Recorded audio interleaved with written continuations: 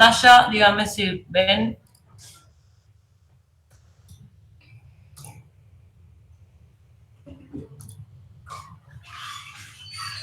Sí, bien, se ve bien. Perfecto. Ahí. Ven que lo voy a descargar mejor, así se ve más grande.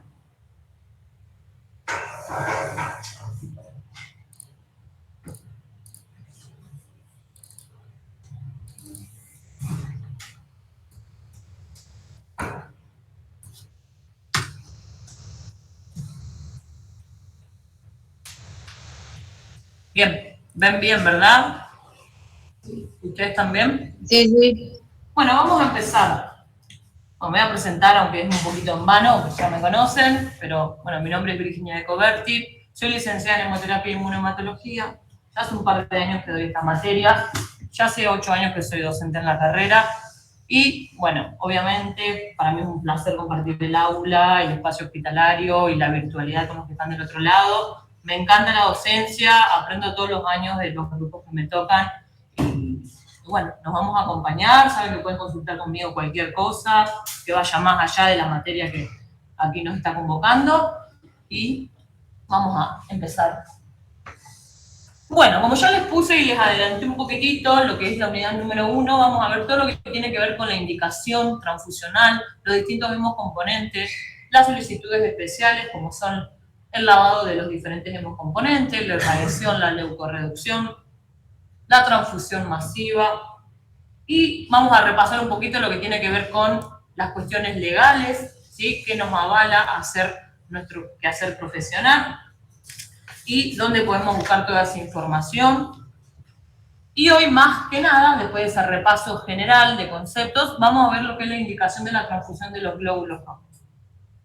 Cualquier duda, ustedes me van frenando, me van parando. Lo mismo para los que están virtuales. Sí, es mejor que hablen y me corten porque no voy a estar viendo el chat. ¿Me escuchan bien, verdad? ¿Del otro lado? Sí, perfecto. Sí. Bien.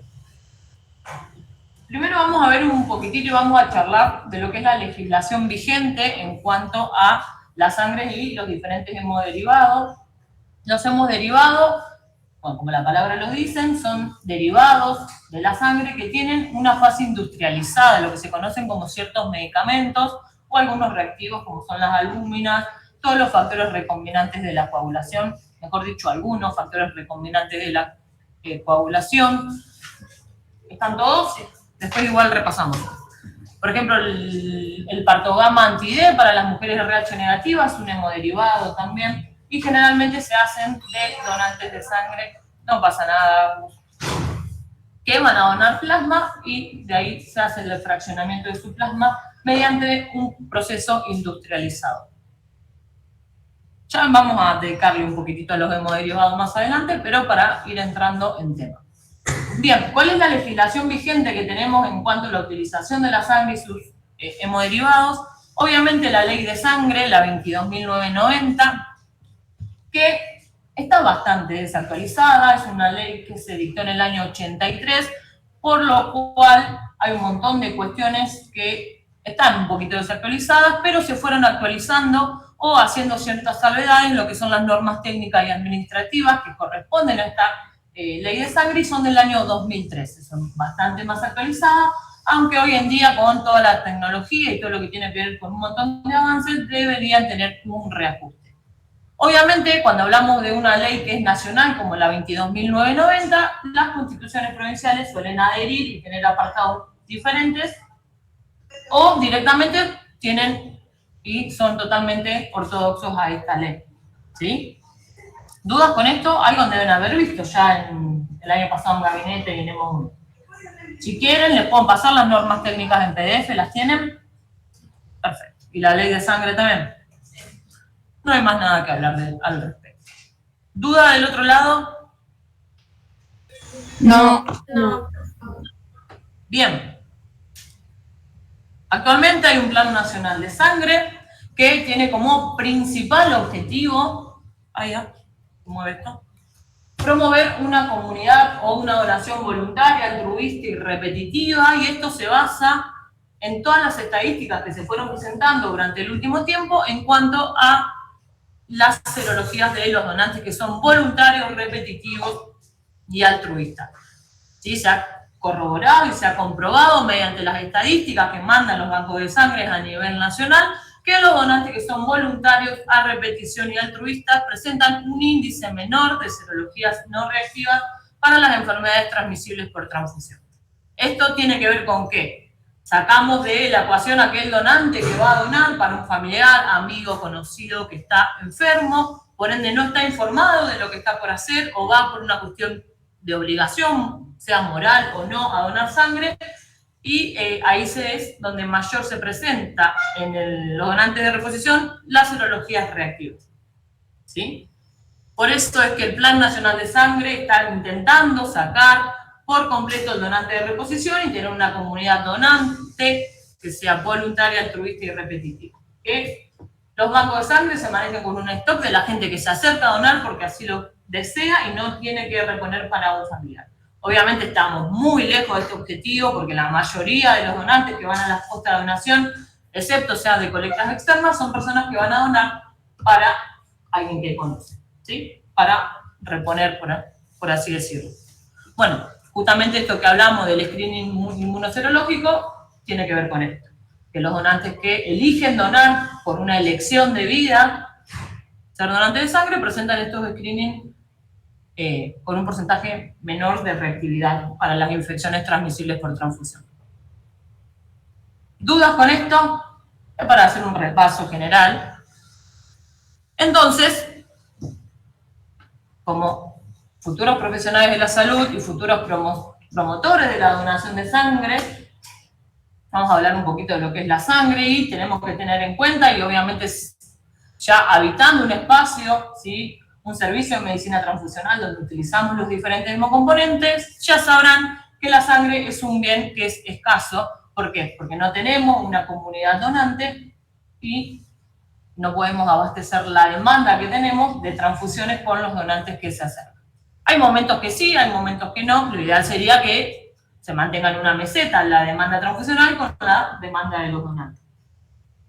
Y obviamente tampoco va a estar exenta de errores humanos la sangre. ¿Qué tiene que ver esto? El error humano del etiquetado, la trazabilidad, que el número de la unidad desde que ese donante ingresa hasta que esa unidad se transfunde sea el mismo y no se pierda.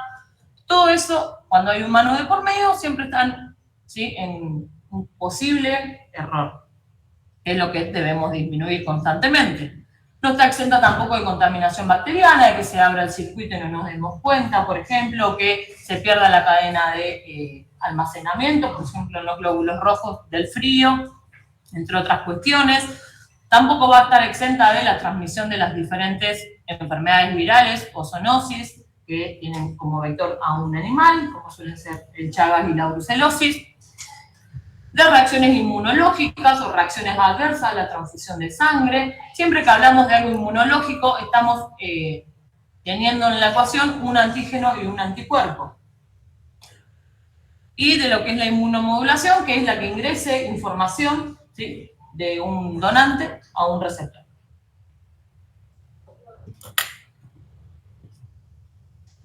Ahí va. Ahí está. Entonces, como conclusión de todas estas cuestiones, y algo que tenemos que saber, que obviamente la sangre más segura para uno mismo es la propia, por ende vamos a ver lo que es la autotransfusión y lo olvidada que está la autotransfusión para los médicos y los pacientes que son o que están en protocolo de ser sus potenciales donantes. ¿Dudas hasta acá? ¿No? ¿Continuamos? Ok. Chicos, los que están del otro lado, ¿dudas? Bien, profe. No, perfecto. Excelente. Bien. Ahora lo que vamos a charlar un poquito es las ventajas del tratamiento con los componentes sanguíneos. Hace mucho tiempo, ahora vamos a ver un poquitito, se trabajaba con lo que es la sangre total, no se fraccionaban las unidades. Por ende, la transfusión de sangre era bastante controversial porque no hacíamos una terapéutica acorde a la demanda del paciente. Pero hoy en día, ¿cuál es la ventaja de trabajar con el fraccionamiento de los diferentes componentes? justamente estas que vamos a ver ahora a grandes rasgos, que vamos a estar transfundiendo concentraciones en menos volúmenes, o sea, la unidad de glóbulos rojos tiene menos volumen que una unidad de sangre total, la de crioprecipitado, por supuesto que también, la de las plaquetas también y las del plasma también. Por ende, vamos a estar haciendo un tratamiento específico con el componente que el paciente necesite o requiera. Y ni hablar, como lo primero que dijimos, que la sangre es un bien escaso, estamos haciendo una optimización del recurso, transfundiendo componentes y no sangre total. Bien, ¿cómo vamos a obtener estos componentes sanguíneos? Vamos a volver un poquito a los donantes, pero la selección cuidadosa de los donantes de sangre nos va a estar dando, ¿sí?, a largo plazo una seguridad en la transfusión sanguínea. Valga la redundancia, pero siempre me van a escuchar hablar de lo importante que es militar y tener la bandera del donante voluntario, a repetición o altruista, y que lo hace porque realmente desea y no va a reponer sangre. ¿Por qué? Porque a largo plazo está dando una seguridad transfusional en este posible receptor, y las estadísticas dicen que 9 de cada 10 personas en algún momento de nuestra vida vamos a requerir una transfusión de sangre o la reserva de algún hemocomponente para cualquier procedimiento quirúrgico. Bien, obviamente para esta seguridad transfusional debemos hacer el screening o el estudio de ciertos marcadores serológicos de algunas infecciones transmisibles por transfusión. Seguramente ya las vieron, ya las escucharon nombrar, pero vamos a repasarlas un poquito. Tenemos el grupo de las enfermedades virales transmisibles por transfusión, como es el HIV, la hepatitis B y la hepatitis C, y el HTLV 1 y 2. Y después tenemos Chaga, brucelosis y sífilis. En la unidad número 4 nos vamos a encargar de hablar de las diferentes técnicas de tamizaje para estas infecciones. Ahora solamente les vamos a mencionar para que no se las olviden. Del otro lado, ¿me escuchan? ¿Ven? ¿Todo bien? Sí, profe. Sí. Bien.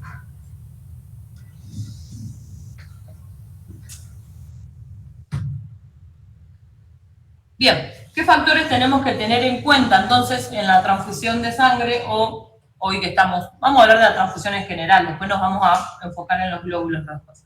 Que siempre es una terapéutica transitoria.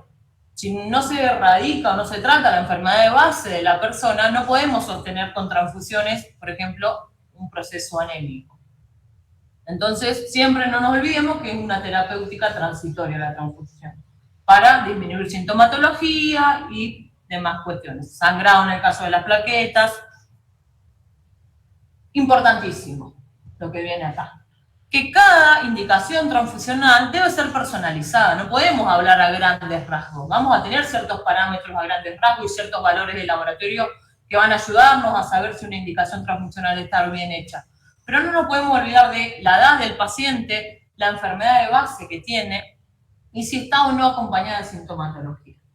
Por ende, cada paciente para nosotros nos representa una indicación totalmente distinta a la de otro paciente. Y obviamente seleccionar el componente que sea más eficaz para este paciente y que menor riesgo represente. Entonces tiene que ver con garantizar todas las técnicas y pruebas pretransfusionales y obviamente, y de más decirlo, transfundir el componente que el paciente requiere. Siempre importantísimo. Transfundir un hemocomponente siempre va a acarrear posibles riesgos. Entonces hay que evaluar la transfusión en una balanza de riesgo-beneficio para el tratamiento del paciente. No hay que transfundir por transfundir. Muchos van a escuchar hablar de las camas calientes. Transfundamos a este paciente así revierte mejor la sintomatología de la anemia y se va de alta. Y no está buena esa teoría. La van a escuchar y sucede, y muchas veces quieren transfundir a pacientes que salen de un postquirúrgico, que tuvieron un sangrado lógico por una cirugía, quieren transfundirlo para generar un bienestar y se vayan a casa. No, esa no es una indicación transfusional bien hecha. Hay que poner en balanza el riesgo-beneficio de cada una de las transfusiones. Y esa discusión la tenemos que poner nosotros en la mesa. El médico que está a cargo del servicio de medicina transfusional donde estemos haciendo las transfusiones o, si no está en ese momento, al médico que está solicitando la transfusión. ¿Sí? Recordarles, y vamos a ir viendo más adelante, todas las reacciones adversas y todas las complicaciones que puede acarrear una transfusión de sangre que no esté bien, ¿sí?, auditada y personalizada para el paciente. Bien, ¿dudas hasta acá?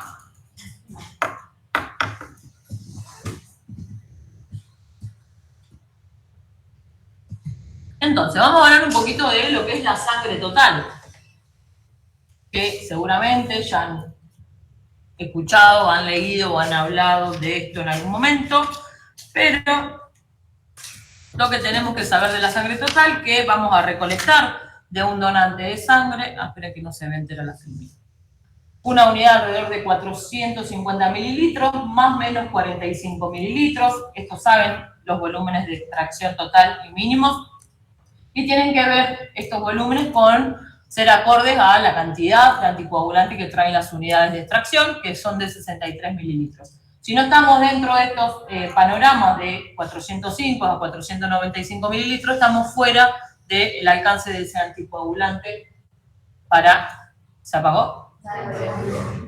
Se ve que cuando no muevo esto por un tiempo se apaga. Para conservar la sangre. Obviamente la sangre total va a contener, ni hablar de glóbulos rojos, granulocitos, plaquetas que van a ser ineficientes, no tienen una función plaquetaria como el concentrado de plaquetas por sí solo, pero sí van a tener toda la información antigénica de estas plaquetas, por ende, por la transfusión de una sangre total, la paciente puede presentar una refractariedad plaquetaria, porque la información de estas plaquetas está presente, pero no cumplen la función de una transfusión de plaquetas, la sangre total. Y todas las proteínas del plasma, y con todo lo que acarrea transfundir plasma innecesariamente. Puede ser una reacción alérgica, un rash, un trali, entre otras cuestiones. Por ende, y en la actualidad, después de un montón de años de ir estudiando la transfusión y los diferentes hemocomponentes, el fraccionamiento de las unidades es casi del 100% en todos los bancos de sangre. ¿Sí? Ya no se trabaja más con la sangre total en algunas cuestiones, y no es sangre total, es sangre reconstituida, es la unión de una unidad de glóbulos rojos desplasmatizados con un plasma fresco congelado. ¿Y en qué casos se va a presentar esta sangre reconstituida? En lo que es la exsanguíneo-transfusión, ¿sí? En pacientes recién nacidos con una enfermedad hemolítica del recién nacido, con una bilirrubina mayor a 17 gramos por decilitro, que tiene como tratamiento para esta enfermedad o para esta patología la exsanguíneo-transfusión, ¿sí? Remover una volemia y media de este recién nacido para sacar todos esos glóbulos rojos hemolizados, todos los anticuerpos maternos en circulación y aportarle glóbulos rojos nuevos y plasma con albúmina para disminuir esta bilirrubina circulante. ¿En qué otras cuestiones se suele utilizar sangre reconstituida? Cada vez menor, pero en ciertas cirugías cardiovasculares piden plasma y glóbulos rojos y utilizan sangre reconstituida. Seguramente si estuvieron a la mañana algún martes o algún jueves, han ido a quirófano a llevar sangre para las cardiovasculares y suelen llevar plasma y glóbulos rojos más o menos en la misma medida. Y para ciertas hemorragias masivas, no es que se reconstituye el glóbulo rojo mal plasma, pero sino que te piden los dos hemocomponentes en conjunto para aportar lo que el paciente en ese momento va a requerir. Ya vamos a ver transfusiones masivas y hemorragias masivas y vamos a ver cómo actuar. ¿Dudas hasta acá? Me frenan porque yo hablo en una banda, pero un poco. Chicos, del otro lado. Todo bien, vamos bien. Hago una consulta, Vir. ¿A esto después lo vas a subir al Classroom? Todo lo subo, no se hagan problemas. Buenísimo, gracias. De nada. Bien. Ahora sí, a lo que hoy nos ha convocado aquí. Es la transfusión de concentrado de Matías, de unidades de glóbulos rojos desplasmatizadas, suspensión de Matías, lo pueden encontrar como de un montón de maneras a este hemocomponente, pero todos cumplen la misma función y el principal objetivo, que es mejorar la capacidad del transporte de oxígeno y, obviamente, evitar la sintomatología de la hipoxia, ¿sí? De la falta de oxígeno en los tejidos.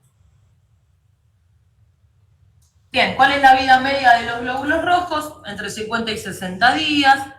El volumen de 200 a 300 mililitros, estamos hablando, ¿sí?, de una unidad de glóbulos rojos. Sí, hacemos los controles de calidad de los concentrados de Matías o de las unidades de glóbulos rojos desplasmatizadas, deberían tener un hematocrito entre el 70 y el 80%. La conservación va de 2 a 8 grados centígrados, o sea, se conservan en heladera. Van a durar aproximadamente 35 días con CPDA o 42 días si tenemos este agregado que es el sacmanitol, que cumple la función de ser un diurético y de evitar que se acumule agua en el glóbulo rojo y se genere una lisis por acumulación, ¿sí?, de agua intracelular. ¿Cómo tenemos que tener en cuenta la dosis transfusional de glóbulos rojos? En pacientes adultos tenemos que hacer más o menos este cálculo, que una unidad de glóbulos rojos transfundida va a llevar 1 gramo, ¿sí?, la hemoglobina y 3 puntos el hematocrito. Y en niños se calcula de 10 a 20 mililitros kilo.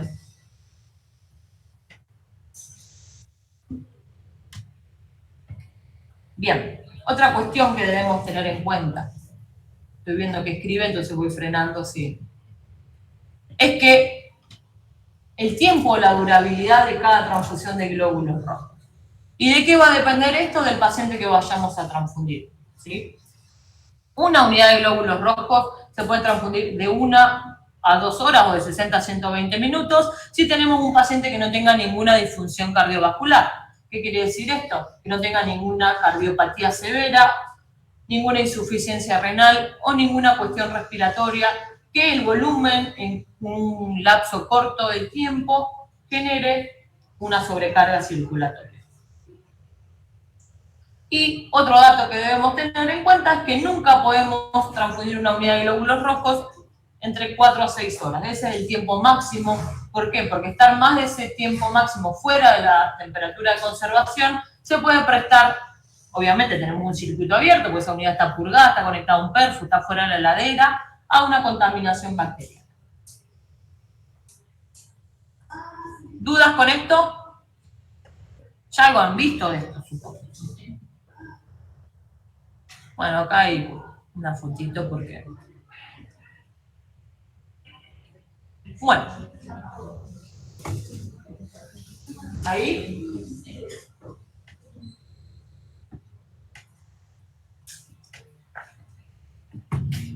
Bien, vamos a ver la indicación de la transfusión de glóbulos rojos en pacientes adultos, pacientes pediátricos y neonatología, lo vamos a ver aparte, en otra unidad.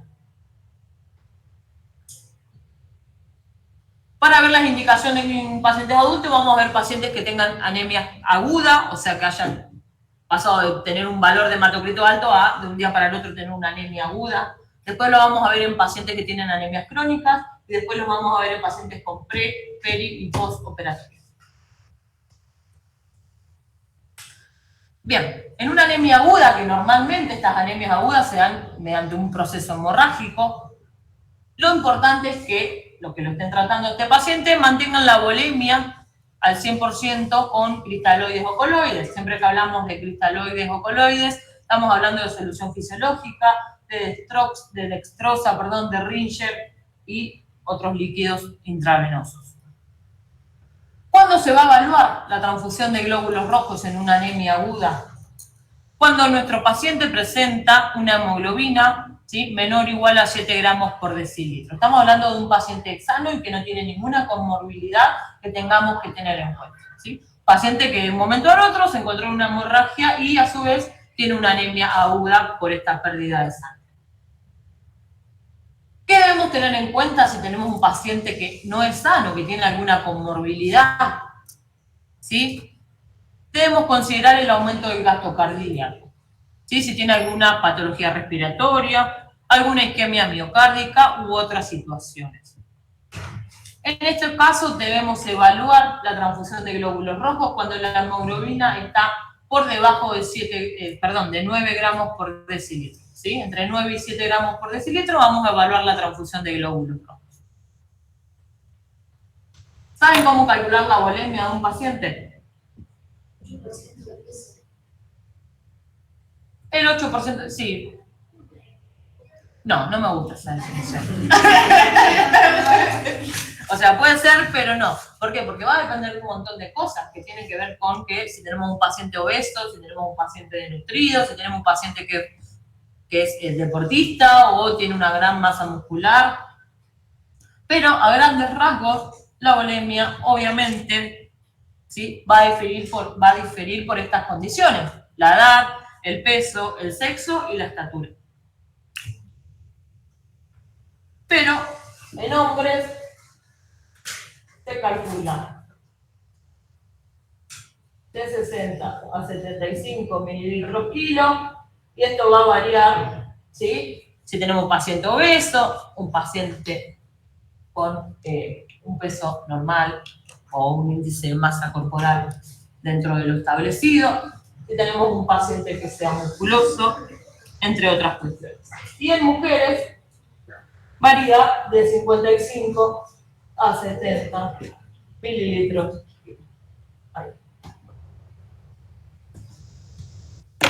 Más o menos. Esos son los cálculos de la volemia. ¿Pero se podrían repetir, por favor? Ay, porque usted no ve en el pizarrón, pero sí, les repito. En hombres, el cálculo de volemia va de 60 a 75 mililitros kilo.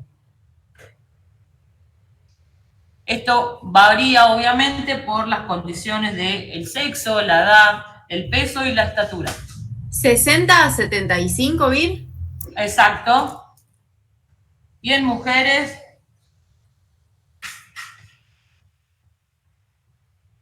de 55 a 70 mililitros kilo.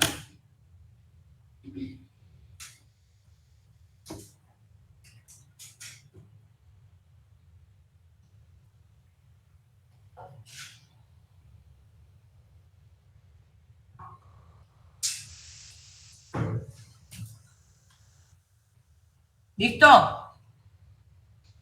Listo. Perfecto. ¿Saben lo que es una isquemia miocárdica? Ah, no. O sea, ahí hubiese dicho dulce de leche. Me iban a preguntar. Ah, mal. Pregunten todas las palabras que no entienden. ¿Sí? Importante después saber de qué estamos hablando. Exacto. Cuando el músculo cardíaco recibe menos oxígeno, y puede ser porque el vaso o la arteria está obstruida. Tiene grasa. Por ejemplo, una de las cuestiones de obstrucción de las arterias. O esta obstrucción puede ser total o parcial, pero puede ser por eso, porque hay poco oxígeno al músculo cardíaco.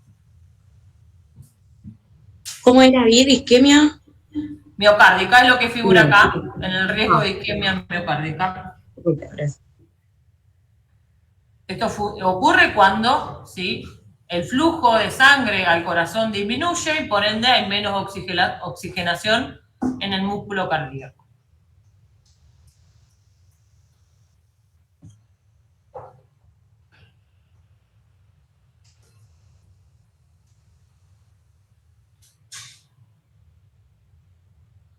Bien, ¿continuamos?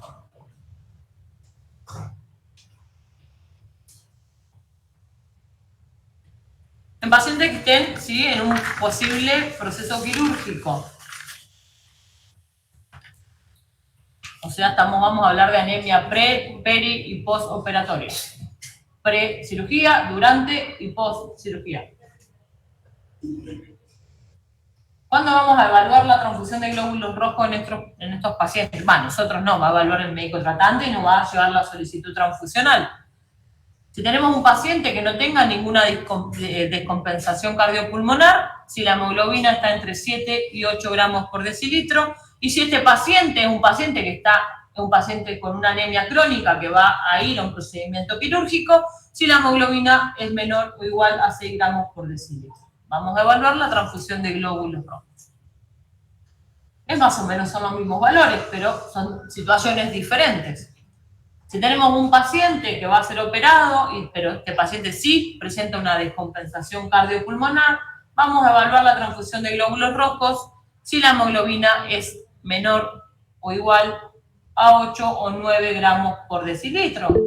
Esta variabilidad o este parámetro entre 8 y 9 va a depender de cómo está oxigenando ese paciente, de la tensión arterial que presente en el momento, de la sintomatología que tenga, del grado de afección cardíaca que presente. Recuerden que siempre las transfusiones de sangre van a ser, ¿sí?, o van a estar indicadas de forma individual y acorde a la edad, patología y sintomatología del paciente. Por ende, nunca son estrictos los valores de laboratorio. Y, importante, que siempre me van a escuchar mencionar, considerar en cirugías que son programadas y en pacientes que cuentan con un laboratorio óptimo el empleo de sangre autóloga. ¿Sí? O sea, de autotransfusiones. ¿Dudas con esto? Chicos, del otro lado. Todo bien, bien. No. Bueno. Ahora vamos a meternos un poquito a la transfusión de glóbulos rojos frente a una emergencia transfusional.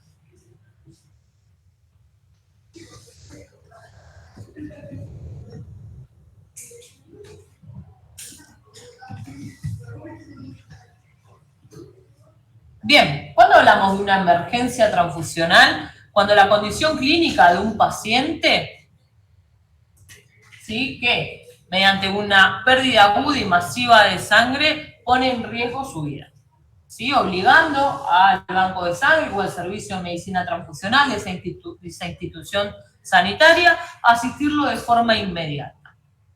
Cuando hablamos de forma inmediata, estamos hablando de que vamos a cortar todas las pruebas pretransfusionales y vamos a tener que trabajar de otra forma como hacemos con transfusiones de rutina.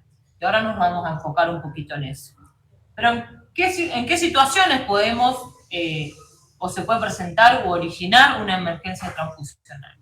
En una persona que tenga un trauma mayor, sea un mono o un politraumatismo grave, generalmente esto sucede o en accidentes en la vía pública, ya sea automovilístico o no. En una hemorragia digestiva, las hemorragias digestivas también sí requieren a veces una atención inmediata del banco de sangre, ni hablar las hemorragias obstétricas, cuando hay una atonía de útero, un acretismo placentario, entre otras cuestiones. Y puede haber otro o un montón de otras cuestiones quirúrgicas que presenten afecciones hemorrágicas, o que tengamos pacientes de urgencia que estén anticoagulados, por ejemplo, y que no tengan la capacidad de frenar una hemorragia, que en otro paciente que no está anticoagulado sea más fácil. Chicos, ¿dudas? No, profe. Vir, Sí. una pregunta. En el caso que esté, digamos, anticoagulado, ¿cómo se frena eso? Bien. Supongo que, Olivia, ¿sos vos? Sí, perdón, entré tarde, perdón. No pasa nada. Me pareció por la voz. En cuanto a la anticoagulación de emergencia, vamos a tener una clase de anticoagulación de emergencia, pero va a variar sobre todo el tipo de anticoagulante que el paciente tenga indicado. Hay ciertos anticoagulantes orales que se revierten con la aplicación de vitamina K intravenosa, por ejemplo. Bien. Otros que necesitan sí o sí plasma fresco congelado. Pero sí o sí depende del anticoagulante. Hay ciertos anticoagulantes que se revierten de alguna manera y otros que no. Por ejemplo, la heparina no hay manera de revertirla. Hay que esperar a que pase 12 horas desde la última aplicación. Pero sí vos, desde el banco de sangre, podés aportar todos los factores de la coagulación que ese paciente tiene inhibidos por su medicamento. Perfecto, listo. Bien. ¿En qué otras cuestiones tenemos que asistir a un paciente de forma, ¿sí?, inmediata si tenemos un paciente en shock o en shock hemorrágico? ¿Qué significa que un paciente esté en shock? Que hay un desequilibrio en la capacidad, ¿sí?, de entregar oxígeno y sustratos a los tejidos y que esta incapacidad que presenta el paciente no cumpla con los requerimientos metabólicos para mantener la vida celular en todos los tejidos. sobre todo en los fundamentales para el organismo. Y el shock hemorrágico, obviamente siempre que hablamos de hemorragia, hablamos de pérdida de sangre, es por la pérdida aguda, ¿sí?, y masiva de aproximadamente el 40% de la volemia del paciente. En un paciente promedio de 70 kilos, alrededor de 2.000 mililitros de sangre total.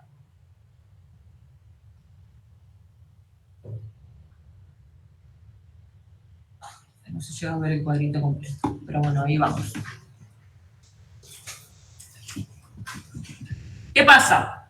Cuando hay una hemorragia aguda, obviamente va a haber una hipovolemia, va a haber una disminución de la volemia o de la cantidad, ¿sí?, de volemia en circulación.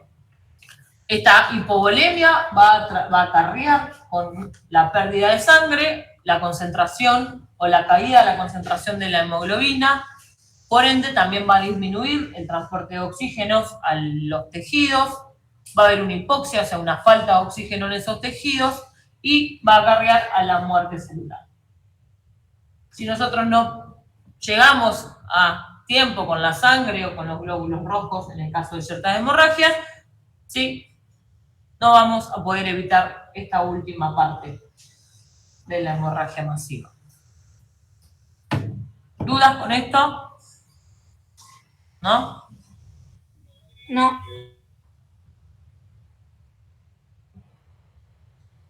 Bien. ¿Cuáles son las consideraciones especiales frente a esta emergencia transfusional que tenemos que tener en cuenta para el manejo y el tratamiento de los pacientes? Las edades extremas. ¿Sí? Si tenemos pacientes recién nacidos o pacientes muy longevos. Personas que estén en embarazo o que tengan o cuerpos gestantes que tengan una vida fértil por delante. Concomitancia de patología, que tengan alguna situación coronaria, diabetes, entre otras cuestiones. O ciertos medicamentos, como ya veníamos mencionando, los anticoagulantes, los betabloqueantes, las aspirinas y demás. Les puede llegar a pasar, ya vamos a ver cuando veamos indicación de plaquetas, pero que lo llaman de quirófano y tienen un paciente con 130.000 plaquetas por milímetro cúbico y te piden transfundirlo. ¿Pero por qué? Sí, porque este paciente ingresó de forma urgente o en una emergencia y nunca suspendió las aspirinas. Está antiagregado. Por ende, todas esas plaquetas que tienen circulación no cumplen la función de agregarse para frenar un sangrado.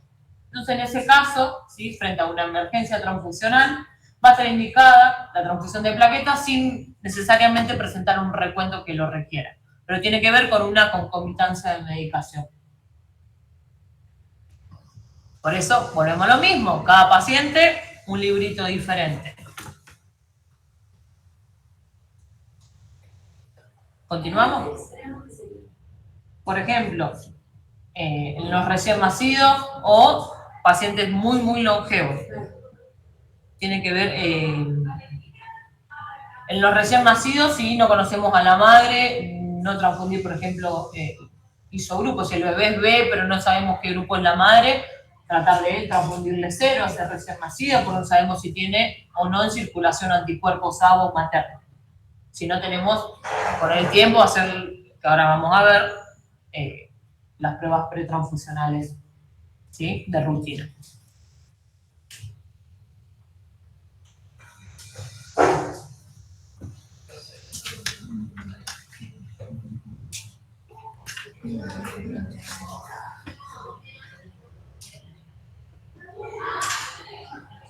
Bien. Eso es lo que faltó.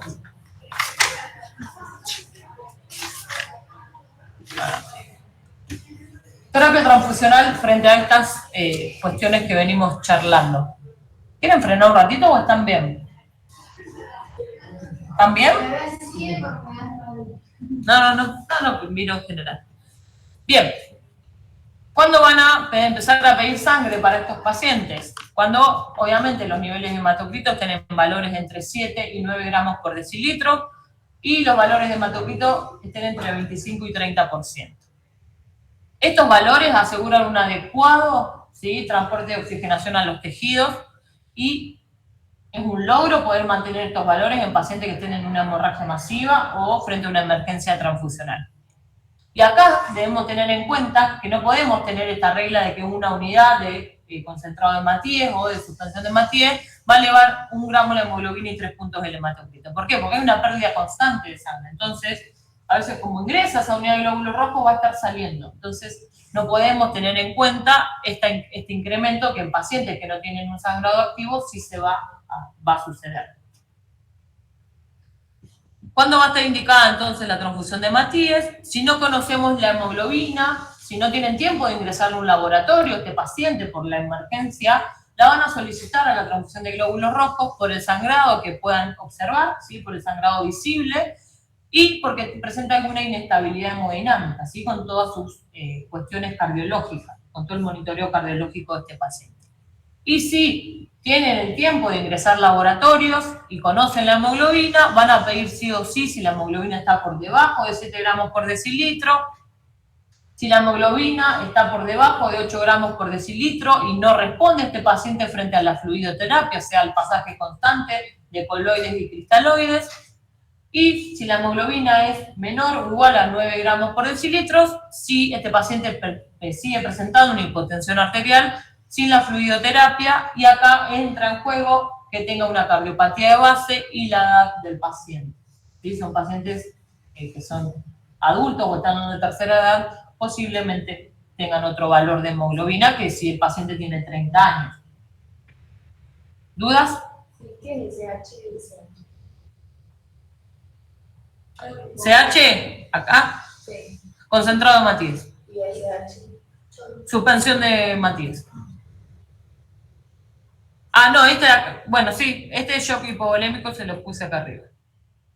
Cuando les pongo las siglas, yo sí los hago mención.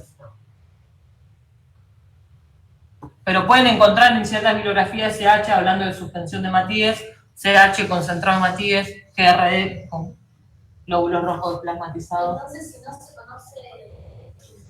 Si no le pueden ingresar a un laboratorio porque la emergencia no da el tiempo de ingresar a un laboratorio, van a pedir la transfusión por el sangrado que ven visible. Acuérdense que si se estima que ya está perdiendo más del 40% de la volemia, ya tiene sí o sí indicación de transfusión. Y la inestabilidad hemodinámica, la presión arterial, el ritmo cardíaco, el pulso del paciente.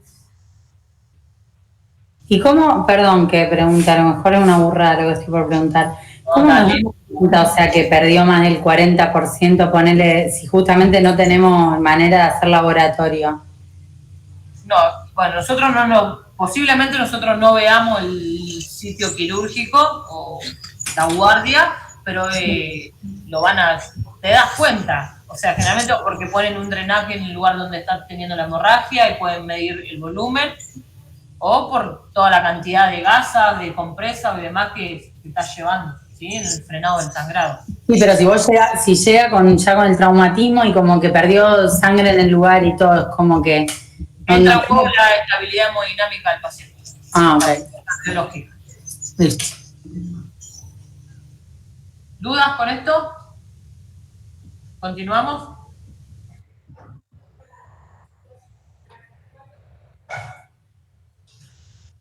Bien. Para que se queden tranquilos cuando tengan una emergencia y no puedan terminar las pruebas de compatibilidad, siempre tenemos que tener en cuenta que una hemorragia severa, ¿sí?, presenta un mayor riesgo de muerte que cualquier reacción adversa o hemolítica transfusional tardía que pueda presentar un paciente. Por eso le pongo acá las estadísticas que hay, que el riesgo de muerte por transfusión sanguínea, ¿sí?, es de 1 en 100.000 transfusiones. De este 1 en 100.000 transfusiones, el 50% se presenta por incompatibilidades agua. Eso se soluciona fácil empleando unidades cero si no tenemos tiempo de tipificar al paciente. Y el más del 75% de estas incompatibilidades agua, sí, se dan por un error administrativo. Porque no pudimos tipificar al paciente en la sala quirúrgica, por un montón de otras cuestiones. Y ahora vamos a ver cómo trabajar frente a estos casos para evitar que esto suceda. Tenemos que tener, ¿sí?, en esta terapia transfusional de emergencia algunas consideraciones técnicas que nos van a ayudar a evitar estas cuestiones. Uno, si la recepción de muestra o tomamos la muestra. O sea, si la muestra viene así en un sobrecito Pepito Flores que está en una hemorragia masiva, o tuve tiempo de ir al quirófano y yo tomar y ver que ese paciente que está con el sangrado activo. Eso ya va a disminuir posibles errores. Pues fui yo quien tomó la muestra, quien rotuló esa muestra, quien estudió eso. ¿Sí? Vir, siempre es preferible tomar uno la muestra y no que te la traigan, digamos, de, por ejemplo, el laboratorio para evitar posibles Siempre. cruces de información. Más en un contexto de emergencia, que todo es un revuelo, llega gente de todos los servicios, llega el de rayo, llega el de hemoterapia, llega el de quirófano, llega el anestesista, llega el cirujano, llega el traumatólogo, lo que sea, ¿sí? Dependiendo de la cuestión. Y si nos llegan con la muestra, ¿qué hacemos? ¿La analizamos igual o vamos y la tomamos nosotros? Llega la muestra porque el contexto de emergencia es ese, ¿sí? Utilizás esa muestra. Después ves si podés pedir otra muestra antes de entregar las unidades o de hacerle una digitopunción si el paciente, por ejemplo, está en shock en la guardia y hacer el directo en el pie de la cama. Si no, ahora vamos a ver que en caso de no poder tener identificadas bien las muestras, cómo trabajar y enviar solo unidades de glóbulos rojos cero. Obviamente, identificar al paciente, ¿sí? Conocerlo, ir al lugar, verlo, saber qué es masculino, saber qué es femenino, saber que tiene aproximadamente 70 años o que tiene 15, ¿sí? Eso también nos va a ayudar a disminuir ciertos errores administrativos. Y si podemos concurrir al servicio de emergencia donde está pasando, ¿sí? Acercamos a ese lugar.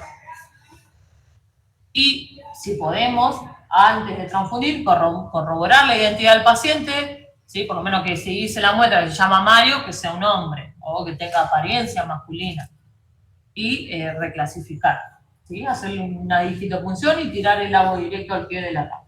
Eso nos va a garantizar disminuir las incompatibilidades. Obviamente en un montón de los casos te permite luego de llevar las primeras unidades continuar con todas las técnicas de rutina. Tomar una buena muestra, hacerle el panel identificador, ¿sí? Hacer el inverso para conocer los anticuerpos vagos que tienen circulación. Si guardamos las colitas de cada una de las unidades, terminar las pruebas de compatibilidades. ¿Por qué? Porque esto nos va a ayudar a saber si este paciente puede de acá a 3 meses presentar una reacción tardía. ¿Por qué? Porque una de las unidades que le llevamos es incompatible, por ejemplo, por un IgG. En el momento eso no va a generar ninguna sintomatología, porque al tener un IgG va a presentar una hemólisis extravascular y la sintomatología y el laboratorio de esa hemólisis va a tardar en presentarse en ese paciente. Por ende, no es momento de preocuparnos de eso. Es momento de preocuparnos que ese paciente no se muera porque le está faltando sangre.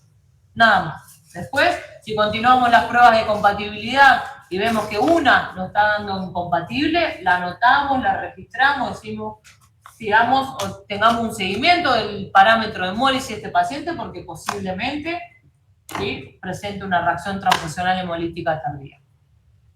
Rara vez va a suceder esto, que una unidad nos dé incompatible. No, pues no fuera incompatible, pero que el paciente presente una reacción. Porque imagínense que este paciente está con una carga de fluidos intravenosos tremendo, por ende toda la sangre que le estamos pasando va a estar hemodiluida. Entonces el sistema inmune muy rara vez puede llegar a reconocer, ¿sí?, este antígeno que está ingresando y ese anticuerpo que tiene mi memoria inmunológica de activarse. Porque está totalmente hemodiluido ese paciente. No tiene 40% de hematocrito como cualquiera de nosotros y la capacidad antigénica ¿sí?, de reconocimiento. Hay mucho líquido, ¿sí?, que no es normal en circulación. Por ende, rara vez presente una reacción transfusional hemolítica tardía. Pero si nosotros tenemos el tiempo de continuar todas estas técnicas, las tenemos que hacer, documentar y registrar. Si alguna presenta que hay alguna incompatible, también.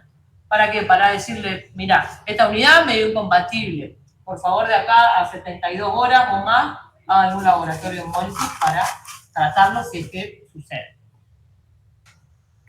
Y si es una emergencia, ¿qué estudio podemos hacer así rápido para que...? Acá estamos llegando a esto. ¿Cómo hacemos? ¿Sí? Para garantizar la compatibilidad agua, por lo menos, vamos a hacer una prueba de compatibilidad por centrifugación inmediata, lo que conocemos como la parte salina de la prueba de compatibilidad. Vamos a preparar una suspensión de las unidades del 3 al 5%, vamos a colocar, ¿sí?, una gota de esta suspensión por 2 gotas del suero del paciente, vamos a centrifugar 15 segundos y al ver. Si tenemos una reacción negativa, estamos frente a una unidad avocompatible. Nada más. Esto es lo único que tenemos que hacer. Si no tenemos ni tiempo de hacer esto, es importantísimo reclasificar las unidades. Yo siempre se los recalco, reclasificar las unidades. ¿Por qué? Vos garantizás que la unidad que le estás llevando es A como el paciente. Ya está. ¿Sí? ¿Dudas con esto? ¿Cuáles son las ventajas? Entonces, de hacer esta centrifugación inmediata o esta compatibilidad por centrifugación inmediata, ¿sí? Va a reducir o la relación de la prueba cruzada o la transfusión, pero nos va a garantizar disminuir el tiempo y llevar las unidades, ¿sí? A quirófano en tiempo y forma, y aumenta así la productividad del personal. Vas a hacer una lectura inmediata, vas a llevar al quirófano, volvés. Si vos te pones a hacer LIS, la llevas a incubar, ya está. Y las desventajas, obviamente, que no vamos a estar detectando posibles anticuerpos irregulares o IgG que estén en circulación. Entonces, si es una emergencia, hacemos placa y compatibilidad nada más. Esta parte de la compatibilidad, nada más. Si no tenés ni tiempo de hacer esto, porque realmente te están pidiendo, ¿sí? Haces la reclasificación en placa, agarrás una colita, el directo en placa de esa unidad y garantizás el agua de la unidad. Es lo más importante. Acá el RH, chicos, olvídense. Ahora nos vamos a poner a charlar sobre el RH.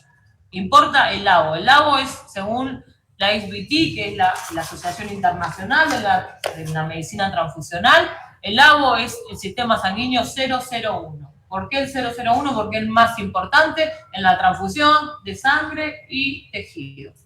El RH es el 002. Viene después y después nos preocupamos del RH. El KEL es el 003. Viene después. Esa es la importancia que tenemos que tener en cuenta. ¿Dudas con esto? No. ¿Estamos bien? Sí. Bueno, y como les dije, nos queda el RH para charlar. ¿Qué hacemos con el RH y los glóbulos rojos? Tenemos que tener en cuenta que la selección automática de las unidades RH negativas contribuye a una constante, ¿sí?, escasez de estas unidades. ¿Y qué pasa con esta escasez de estas unidades? Nos lleva a después tener que diferir transfusiones de rutina o cirugías que están programadas. Hay un montón de instituciones que tienen protocolos de cómo trabajar en ciertas situaciones que tienen que ver con la emergencia transfusional y que en estos casos sí o sí utilizan sangre 0 RH positivo. Sí, independientemente de si el paciente que tengamos en quirófano sangrando sea negativo. O que no conozcamos, no nos haya llegado ninguna muestra al servicio, no sabemos ni qué grupo es. Directamente llevan 0 positivo. Y esto tiene un porqué que se ha estado estudiando en todo este tiempo, y tiene que ver con esto que yo le venía diciendo. Tenemos que primero tener en cuenta, ¿sí?, vamos a hablar de nuestra población, que el 45% de cualquiera de los pacientes que nos ingresa a quirófano va a ser de grupo 0. ¿Sí? Así está establecido, así tenemos la distribución de los fenotipos AVO en nuestra población. Por lo tanto, ese 45% va a estar recibiendo sangre AVO específica. ¿Estamos de acuerdo? Tenemos que tener esas mismas consideraciones para el RH. Del 85% de los pacientes que va a estar subiendo a quirófano, ¿sí?, vamos a estar con pacientes que son RH positivos. Y vamos a tener solo un 15% de pacientes que pueden llegar a ser RH negativos. De este 15% de pacientes que son RH negativos, ¿qué tenemos que tener en cuenta? Que aproximadamente la mitad de este 15% van a ser pacientes que van a ser masculinos. No van a tener complicaciones en un embarazo futuro. Entre el sexo femenino vamos a tener un porcentaje de pacientes que van a ser mayor de 45 años, o sea que ya su vida o su edad gestacional ya está llegando al fin. Y otra cuestión que tenemos que tener en cuenta, que desde el comienzo de la profilaxis con la gamaglobulina anti-D, rara vez las mujeres que ingresen en una emergencia van a tener un anti-D, ¿sí? Por ende vamos también a estar evitando que haya una reacción transfusional hemolítica tardía, ¿sí?, por un paciente que sea negativo y ya esté sensibilizado.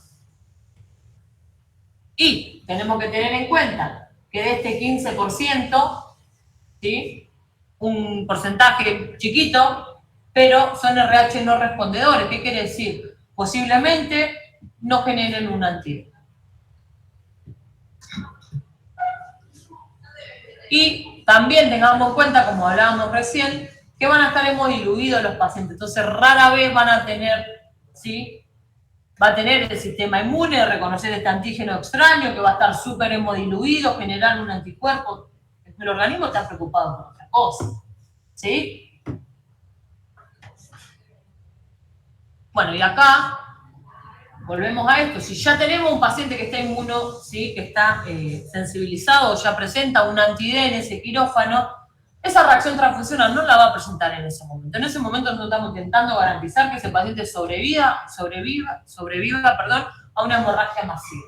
No me puedo preocupar por una reacción transfusional tardía. Entonces, después vemos. Pero ¿qué tenemos que tener en cuenta? Que la mayoría de los anticuerpos que este paciente tenía en circulación lo está perdiendo, porque está con un sangrado activo. Entonces, rara vez ese anticuerpo que el sistema inmune ya generó se vaya a unir a este antígeno que estoy transfundiendo.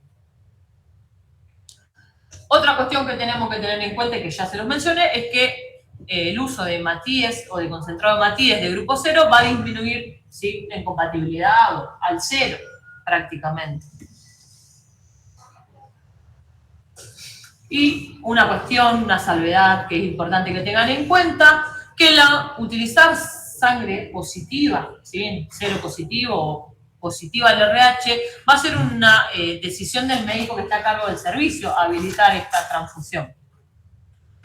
Y obviamente ese médico se va a tener que encargar de detallar y justificar y documentar en los registros tanto del banco como en la historia clínica de este paciente por qué se decidió, ¿sí? Esta medida transfusional. ¿Por qué le estamos pasando sangre positiva si esa persona o ese paciente es negativo? ¿Sí? Mientras eso esté justificado, documentado, estamos, ¿sí? Fuera de cualquier cuestión legal. ¿Dudas con la emergencia transfusional? ¿No? No. Si mañana llega una emergencia al banco de sangre, ¿están óptimos para llevarla a cabo? ¿Sí? Ok, esperemos que no, pero... Bien, y ahora nos queda, ya estábamos en todos los pacientes de pre, peri y postoperatorio, en los pacientes que son anémicos crónicos. Ya vamos culminando con este día de glóbulos rojos. Bien, los pacientes que son anémicos crónicos, obviamente, lo primero que va a hacer el médico tratante de estos pacientes es hacer un tratamiento causal, ¿sí? De por qué está sucediendo esta anemia, a qué se debe esta anemia. Muchos pacientes por un déficit de hierro, entonces hacen una ferroterapia, ¿sí? Lo hacen hierro endovenoso o del que elijan.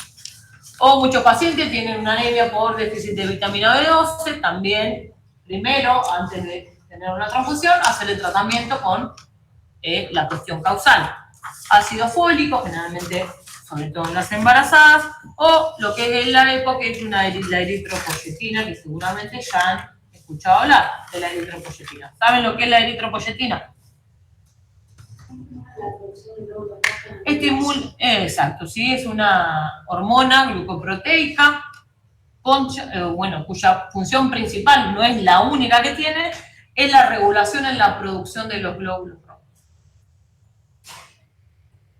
Y obviamente, ¿sí? Su principal función esta va a estar encargada de todos los procesos relacionados con la capacidad del transporte de oxígeno y la formación de la energía, ¿sí? Aeróbica de los glóbulos rojos. Obviamente todos producimos eritropoyetina, hay algunos pacientes que no generan esta hormona en una cantidad suficiente, por ende está la eritropoyetina como medicamento. ¿Sí? Se da esta hormona recombinante para, ¿sí? Inducir la formación de glóbulos rojos. Cuando veamos o lleguemos a la parte de los testigos de Jehová y su no transfusión de sangre homóloga, van a escuchar que ellos hablan en todos sus testimonios del uso o del empleo total de la eritropoyetina. Los hombres tienen mayor cantidad de glóbulos rojos porque secretan mayor cantidad de esta hormona, ¿sí? Que las mujeres. Bien. En los pacientes con anemia crónica, vamos a transfundir si hay sintomatología anemia, si el paciente presenta una sintomatología anemia. ¿Sí? Si está taquicárdico, si está taquipneico y entre otras cuestiones. ¿Qué cuestión debemos tener en cuenta en cuanto al laboratorio? Siempre va a ser orientativo, porque estos son pacientes que ya viven con un porcentaje de glóbulos rojos bajo o un transporte de oxígeno menor a cualquier otra persona. Pero tenemos que tener en cuenta que si tenemos un paciente con una anemia crónica ya documentada y la hemoglobina es menor o igual a 6 gramos por decilitro, va a estar bien auditada, ¿sí? O gestionada una transfusión de glóbulos rojos. Si la hemoglobina está entre 6 y 9 gramos por decilitro, hay una decisión clínica, tiene que ver la clínica del paciente y su estabilidad hemodinámica. Y casi nunca, como en ciertas cuestiones de pacientes que sí son cardíacos, si hay una hemoglobina mayor o igual a 10 gramos por decilitro, va a estar bien indicada la transfusión de glóbulos.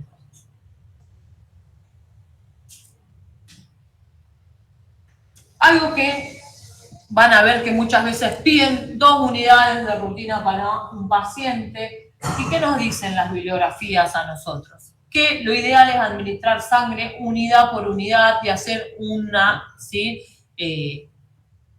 Entre medio, un laboratorio de control y volver a evaluar la sintomatología de los signos y los síntomas del paciente para ver si es necesario, ¿sí? Pasarle una segunda unidad. Y una de las cuestiones que ya les venía mencionando, que no debemos transfundir para mejorar la sensación de bienestar, ni expandir volumen, porque eso lo hacen los cristaloides y los coloides, cuando la capacidad de oxígeno no es, es adecuada y no tenemos que transfundir de manera profiláctica. ¿Sí? Se transfunde cuando hay una sintomatología y cuando el transporte de oxígeno está en riesgo, nada más.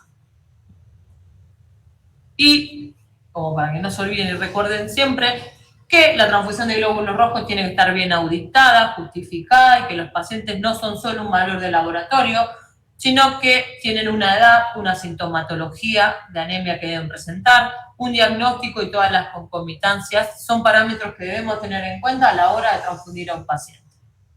Y la transfusión más segura es la que no se realiza si no está bien auditada. Eso como para culminar con los glóbulos rojos. ¿Dudas? Voy a ver los chicos de este lado, que no lo estoy viendo. Chicos, ¿dudas? ¿Alguien? No tengo una pregunta. Sí. Sara. Sí, mi consulta es, viste que vos dijiste que, bueno, el tema del RH positivo o un negativo, ¿eso Sí. por lo general suele ser habitual o no? Estamos hablando de emergencia transfusional. Claro, sí. Los pacientes que mínimo te van a estar pidiendo 6-7 unidades de glóbulo rojo y es muy habitual. Acá. Que no tengan respaldos de stock ya de por sí en el banco de sangre. Claro, sí. Bien. Hoy en el banco teníamos 3 unidades de cero negativo, te llega una emergencia negativa y no puedes arrancar. No tiene sentido utilizar 3 unidades si el panorama es que ese paciente va a necesitar 6, 7, 8. ¿Para qué le va a pasar 3 negativos y después le va a tener que pasar 7 positivos? No tiene sentido. Directamente, si el médico hemoterapeuta que esté en ese lugar te habilita, empezar a pasar positivo. Ok, perfecto. ¿Listo? ¿Ninguna duda más? Vamos a tener la presentación. Chicas, ¿alguien?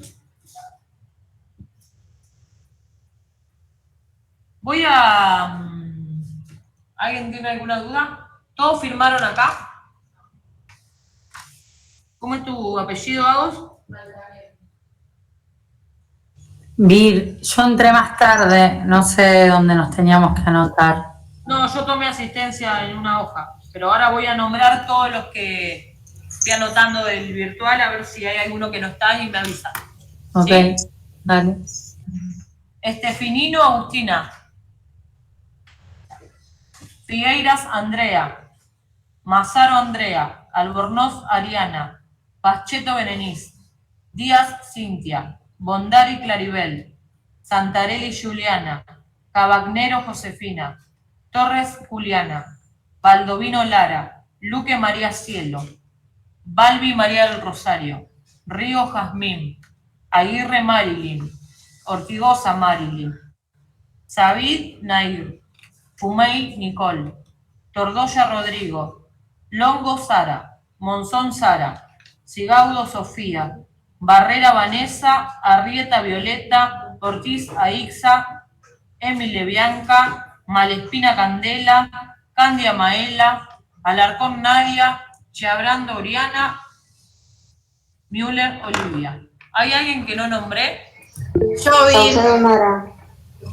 Anto Torres. Bueno, esperen, de a una. Torres Antonella, ¿quién más? Saucedo Mara. Buscaglia Victoria. Saucedo, Mara, Sí, Saucedo Mara. ¿quién más? Buscaglia Victoria. Buscaglia Victoria. Ariela de New. Ereñú. Cruz Dayana.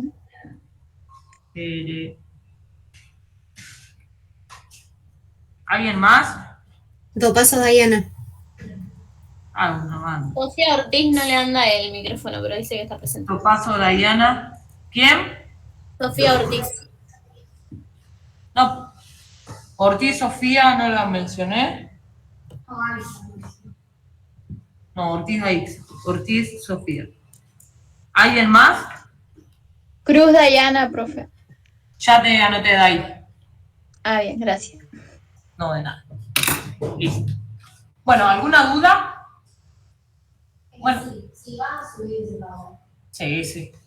Voy a subir Pau y les voy a subir un libro que no es necesario que impriman y lo tengan, pero para que si quieren ir consultando, que es de donde yo hago la mayoría de Vir, Power. ¿vas, Olivia, vas a subir lo de mañana ya, también hoy, como para...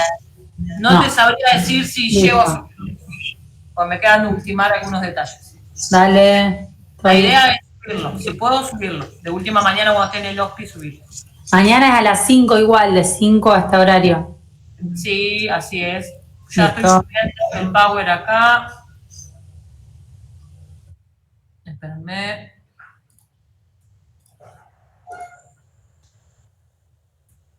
Listo. Bueno, si no tienen ninguna duda, ya hemos terminado por hoy.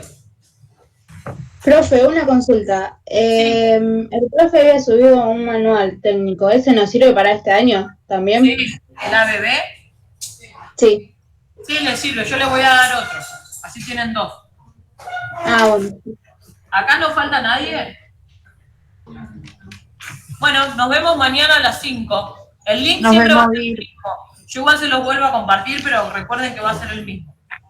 Chao, Vir. Gracias. Chao. Gracias, Vir. Nos vemos. Chao, gracias, Vir.